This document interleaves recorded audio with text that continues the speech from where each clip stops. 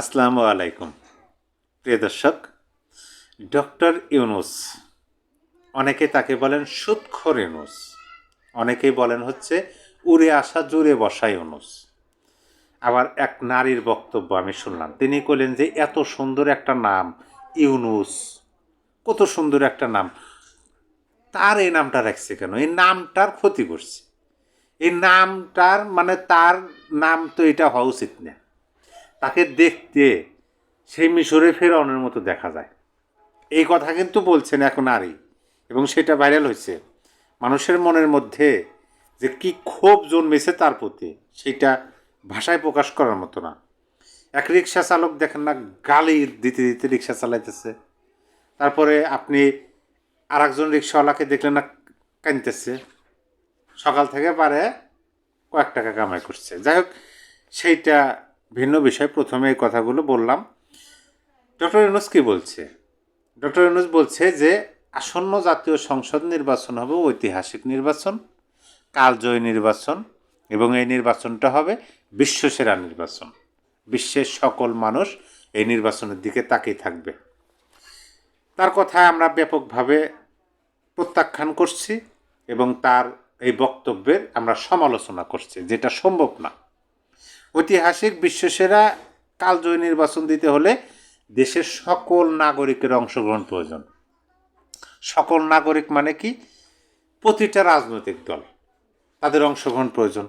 এখন প্রায় 50%-এরও অধিক নাগরিকের নেতৃত্ব দানকারী রাজনৈতিক দলগুলোকে বাইরে রেখে নির্বাচন করলে সে নির্বাচন তো ঐতিহাসিক কালজয়ী নির্বাচন হতে পারে না। সেইটার প্রতিফলন আমরা ইতিমধ্যেই দেখতেছি। বাংলাদেশের বিভিন্ন জাতীয় পর্যায়ে রাজনীতি করা ব্যক্তিত্ব তারা বলতেছেন যে আওয়ামী লীগবিহীন নির্বাচন প্রতিদ্বন্দ্বীহীনতা মনে হচ্ছে। এটা তারাই বলতেছেন যারা অংশগ্রহণ করতেছেন। দেখেন, আপনাদেরকে আমি প্রমাণ দেখাই। এই যে মেজর অবসরপ্রাপ্ত হাফিজ, বিএনপি স্থায়ী কমিটির সদস্য, তিনি বলছেন আওয়ামী লীগ মাঠে নেই, নির্বাচন প্রতিদ্বন্দ্বীহীনতা মনে হচ্ছে। দেখেন, যারা প্রকৃত রাজনীতিবিদ, যারা প্রকৃতপক্ষে নির্বাচনী মাঠে রাজনৈতিকভাবে মোকাবেলা করতে চান, তারা শক্তিশালী প্রতিদ্বন্দ্বী খোঁজেন, তাছাড়া খেলাই তো জমে না। বর্তমানে সেটা আছে নাই, সেই কথাটা তিনি বলছেন। আমি মির্জা ফখরুল ইসলাম আলমগীরের একটা বক্তব্য শোনাই।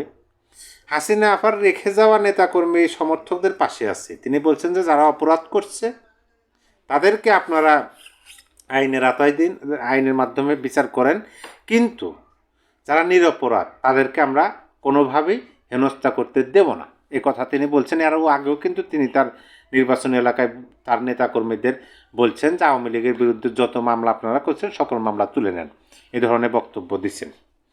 এখন এই যে দুইটা বক্তব্য শোনালাম, ডক্টর ইউনূসের কালজয়ী নির্বাচন, অশনির সংকেতটা কোথায় সেটাই আমি খুঁজে বের করতেছি।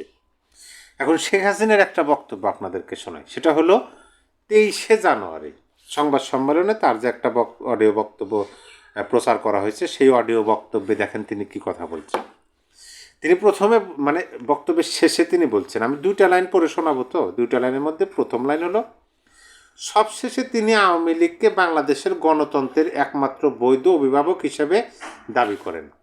এখন অনেকে বলতেই পারেন যে তিনি দাবি করতে পারেন তিনি একটা দলের সভানেত্রী, তার দলের প্রতি তো তিনি এরকম আশাবাদ ব্যক্ত করবেনই যে দেশে মুক্তিযুদ্ধ, স্বাধীনতা এবং গণতন্ত্রের একমাত্র বৈধ অভিভাবক বাংলাদেশের আওয়ামী লীগ। এটা আমিও বলি যে কোনো রাজনৈতিক দল বলতে পারে, বা রাজনৈতিক দলের নেতা তার দলকে এরকম বলতে পারে যে এই দেশে গণতন্ত্রের প্রতীক আমাদের এই দল, কিন্তু সেইটার গ্রহণযোগ্যতা এবং সেই বক্তব্যের কি বলে যে বাংলাদেশের মানুষ কিভাবে গ্রহণ করতেছে সেটা মূল বিষয়। মানে এটা স্বীকৃতি কিন্তু দিতে হবে জনগণকে, দেশের নাগরিককে। দেশের নাগরিক কিভাবে নিতেছে সেটা কিন্তু আমাদের দেখতে হবে। আমরা তো ইতিপূর্বেই আমরা খুব ভালোভাবেই এটা লক্ষ্য করতে পারছি যে বাংলাদেশ আওয়ামী লীগবিহীন বাংলাদেশের স্বাধীনতা, মুক্তিযুদ্ধ, সংবিধান এগুলো অনিরাপদ। গণতন্ত্রের বিষয়টা তো আমি নাই আসলাম। তার পরের লাইনে তিনি যেটা বলছেন যে এবং মুক্তিযুদ্ধের সপক্ষ শক্তিকে সংবিধান পুনরুদ্ধারে ঐক্যবদ্ধ হওয়ার আহ্বান, এবং তিনি শেখ হাসিনা তিনি আহ্বান জানাইতেছেন। কিসের জন্য আহ্বান জানাইতেছেন? যে সংবিধান পুনরুদ্ধার, কোনো কিছু যদি পুনরুদ্ধার করতে হয় তখন কি করতে হবে? মানে বুঝতে হবে যে সেইটা হারিয়ে গেছে, সেটা নাই। তিনি কি পুনরুদ্ধারের কথা বলেন? সংবিধান পুনরুদ্ধার, মানে সংবিধান হারিয়ে গেছে, সেটাকে পুনরুদ্ধার করতে হবে। আর এটা পুনরুদ্ধার করতে হলে কাদেরকে তিনি আহ্বান জানাইলেন?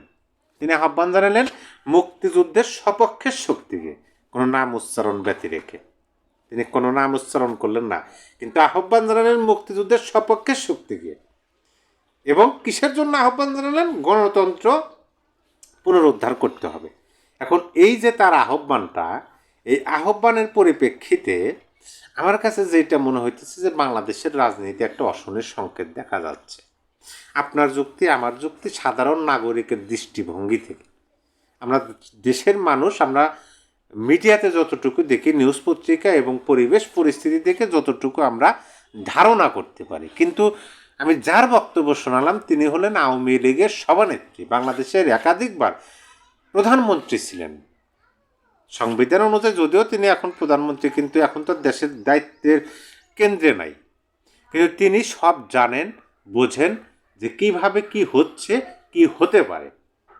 সেই ধারাবাহিকতায় তিনি কি করলেন? যে স্বাধীনতা মুক্তিযুদ্ধের সপক্ষ শক্তিকে তিনি আহ্বান জানালেন সংবিধান পুনরুদ্ধারের জন্য। আচ্ছা, এইটাও মনে রাখেন। এখন ওই যে আমি প্রথমে আপনাদেরকে বললাম ডক্টর ইউনূসের ঐতিহাসিক কালজয়ী নির্বাচনটা ঐতিহাসিক কালজয়ী আমরা মেনে নিতাম যদি দেশের জনগণের জন্য হতো, সকল দলের অংশগ্রহণে সুষ্ঠু, নিরপেক্ষ, গ্রহণযোগ্য এবং বিশ্বাসযোগ্য একটা নির্বাচন ডক্টর ইউনূস আয়োজন করত। তাহলে আমরা তিনি যে বক্তব্য দিয়েছেন সেটা নির্দ্বিধায় মেনে নিতাম, ঐতিহাসিক, কালজয়ী, বিশ্বসেরা। কিন্তু এইটা আমরা মেনে নিতে না পারলেও আমার মনে হয় যে কোনো একটা গোষ্ঠী, যে কোনো একটা সংগঠন, যে কোনো একটা রাজনৈতিক দলের জন্য এটা ঐতিহাসিক, কালজয়ী, বিশ্বসেরা নির্বাচন হতে যাচ্ছে। কিভাবে? শেখ হাসিনা সেই ইঙ্গিতটা তিনি দিচ্ছেন যে গণতন্ত্র, সংবিধান পুনরুদ্ধারের জন্য মুক্তিযুদ্ধের সপক্ষের শক্তিকে একত্রিত হয়ে লড়াই সংগ্রাম করতে হবে, সংবিধান পুনরুদ্ধার করতে হবে, সেজন্য তিনি আহ্বান জানালেন। তার মানে কি? তার মানে হলো যে আমরা জানি যে একটা ম্যাট্রিকুলাস ডিজাইনের মাধ্যমে বর্তমান অন্তর্বর্তী সরকার ক্ষমতায় আসছে। এখন নতুন করে ওয়াশিংটন পোস্ট যেটা বলতেছে যে মার্কিন যুক্তরাষ্ট্র তারা জামাতে ইসলামের সাথে সুসম্পর্ক, বন্ধুত্ব সুলভ সম্পর্ক গড়তে চায় এবং জামাতকে বাংলাদেশের রাষ্ট্র ক্ষমতায় দেখতে চায় মার্কিন যুক্তরাষ্ট্র। এই যে ওয়াশিংটন পোস্টের এই যে নিউজটা, এই নিউজটার সাথে আপনি একটু মিলান, তাহলে কি ম্যাট্রিকুলাস ডিজাইন অনুযায়ী হচ্ছে, এগোচ্ছে, ধীরে ধীরে এগোচ্ছে? নাসিরউদ্দিন পাটোয়ারি তিনি নির্বাচনের প্রচারণায় গেছেন, সে নির্বাচনের প্রচারণায় তাকে পচা ডিম নিক্ষেপ করছে। তখন তিনি কি বলছেন? যে 12 তারিখ পরে দেখে নেবেন। তাদের কথা বলার ধরন, তাদের যে কনফিডেন্ট, আত্মবিশ্বাস, এই সকল কিছু দেখা, এবং ডক্টর ইউনূস আগেই বলে রাখছেন নতুন যে রাজনৈতিক দল গঠন হয়েছে, ছাত্ররা যে নতুন একটা রাজনৈতিক দল গঠন করছেন, সেই দলের মধ্যে অনেকেই নির্বাচিত হবেন, অনেকে মন্ত্রিত্ব পাইবেন, এমনকি শিক্ষা মন্ত্রণালয় তো তিনি মনে হয় আগেই দিয়ে দিচ্ছেন। এই ধরনের বক্তব্য দিচ্ছেন না? ওয়াশিংটনের পোস্ট শেখ হাসিনার মুক্তিযুদ্ধের সপক্ষের শক্তিকে আহ্বান জানিয়ে রাখা, ঐতিহাসিক কালজয়ী নির্বাচন, মেটিকুলাস ডিজাইন, আমেরিকার সাথে ভালো সম্পর্ক, আমেরিকা কাকে ক্ষমতায় দেখতে চায়, সকল কিছু মিলেলে আমার কাছে মনে হয় যে বাংলার রাজনীতিতে একটা অশনির সংকেত দেখা যাচ্ছে। যার কারণে বড় বড় লিডাররা তারা আগে থেকেই বক্তব্য দিয়ে রাখতেছেন, কেউ হাস্যরসাত্মবোধকভাবে, কেউ মানে সিরিয়াসলিভাবে, কিন্তু আশ্রয় দিচ্ছেন, প্রশ্রয় দিচ্ছেন, তারাও শক্তি সঞ্চয় করতেছেন, অন্যকে জায়গা করে দিতেছেন এবং তারা নিজেরাও প্রস্তুতি নিচ্ছেন খুবই গোপনে, খুবই সূক্ষ্মভাবে। অপরদিকে কালজয়ী নির্বাচনকারীরা তারাও খুবই সূক্ষ্মভাবে এগোচ্ছেন। এই সকল বিষয় দেখে আমার কাছে সেটাই মনে হলো এবং মনে হয়, যার কারণে আমি বললাম বাংলার নির্বাচনী আকাশে মেঘের ঘনঘটা। শেখ হাসিনার বিশেষ বার্তা কিসের ইঙ্গিত দেয়? প্রিয় দর্শক, আপনার কিছু বলার থাকলে অবশ্যই কমেন্ট বক্সে জানিয়ে দেবেন। সবাই ভালো থাকবেন। আল্লাহ হাফেজ।